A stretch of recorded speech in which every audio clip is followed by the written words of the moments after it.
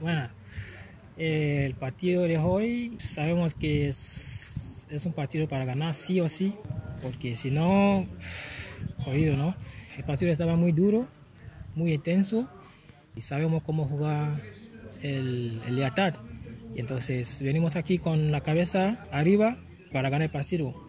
Y al final hemos ganado y nosotros estamos contentos por el partido y por la victoria. Bueno, cuando viene el balón y en mi cabeza me metió que hay que seguir con el balón, no para, porque si paro yo, va a ser horrible. Entonces, cuando cogí el balón, en mi cabeza es para hacer gol, para hacer gol, para hacer gol. Y cuando llega ahí, lo que pasa es pasado y estoy muy contento por dar la victoria a mi equipo. El primer partido he metido un gol y estábamos ahí cabeza arriba para seguir confiando en todo lo que hacemos.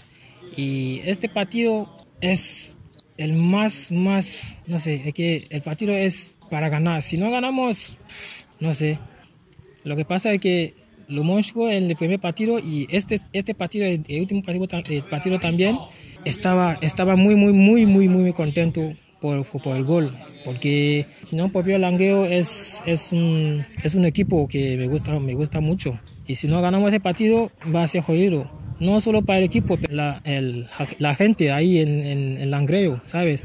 Entonces, me metió en mi cabeza que este partido es para ti, Calvin. Y al final, le doy la victoria a mi equipo.